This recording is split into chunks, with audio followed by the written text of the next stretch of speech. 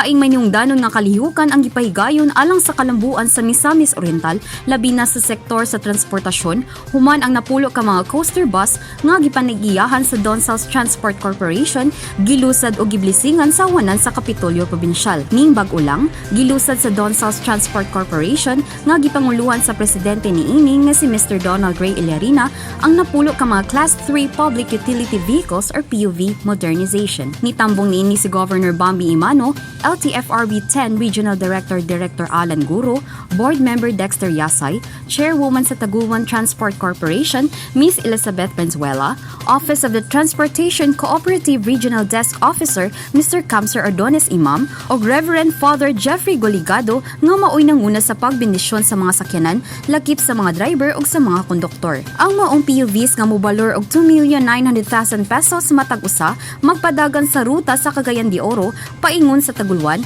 ug pabalik sa Dakbayan kun asa aduna kini 25 seating capacity. May nungdanon kaayo kini nga masakyan sa mga commuters sa Taguluan ug sa Dakbayan sa Cagayan de Oro sa matag adlaw, hilabi na ni atong mga nanarbaho. Kompleto ni atong bus, gani ang atong bus is high-tech na ni siya, di ni siya Euro 4, Euro 5 compliance. Nani siya mga CCTV sa sulod, di naka-GPS di natong driver na sila speed limit. Gani ang mga driver na to ni karon connected na sila mismo sa LTFRB. Sa una, ang magbantay sa ilang overspeed is ang among opisina. Karon pwede na sila online.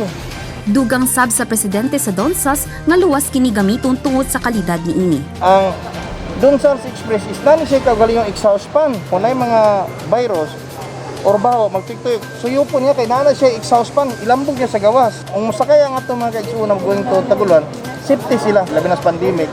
Pabor sila kay safety ang mga sumasakay. Atong mga drivers will train sila mga 1 week din sila kapila mo gi-orient. Gani pod ang Otokid Philippines, yan nilagto sa atong Dakbayan para kandak og seminar ang atong mga driver. Og ang Dongping nga gikan pod sa Manila base, yan sila i-orient saan pagdala ang mga sakyanan. Sumala sa record, aduna na 25 ka mga modernized PUV sa Initaw, samtang napulo ka mga unit sa Taguluan. Gibutyag sab ni President Illarina nga aduna pay umalabot nga 20 ngadto sa 25 ka mga unit nga idugang sa CDO to Taguluan Route nga PUVs. Siguro po wala lang kabilingan maluyang Ginoo sa ato tagantag suporta. Siguro by June or July mag-launching punta sa atong Hingo ug Cagayan. Sa iyang bahin, mapasalamaton si Governor Bambi Imano sa LTFRB 10 tungod sa pagpili sa Kapitolyo Probinsyal nga maoy dapit sa paglunsad sa kalihukan. Gisiguro sab ni Governor Bambi nga ang Taguluan Transport Cooperative makadawat og financial assistance gikan sa Provincial Cooperative Office. Gipahayag sab sa gobernador ang iyang dakong kalipay kang Presidente Rodrigo Roa Duterte tungod sa PUV modernization program niini aron hingpit nga mapaayo ang land transport system sa Pilipinas. Lakip sab niini ubos sa service contracting program nga subay sa Republic Act No. 11494 o mas giilang nga bayanihan to recover as one act, gilunsad sa LTFRB 10 ug Department of Transportation inubanan sa Donsas Corporation ang libre nga sakay alang sa mga health workers, frontliners ug apors nga padayon nga nagasugakod ning panahon sa pandemya. Kinahanglan namang niini nga magpakita sa ilang mga ID aron maila nga sila usag gyud ka frontliners.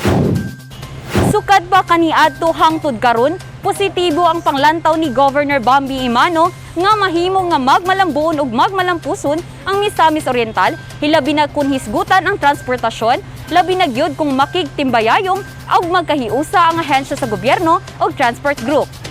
Kauban si Mark Anthony Pareha sa kamera, ako si Lambo James Salimbao, alang sa limpyo ug matarong nga panggobyerno, padayon Pilipino.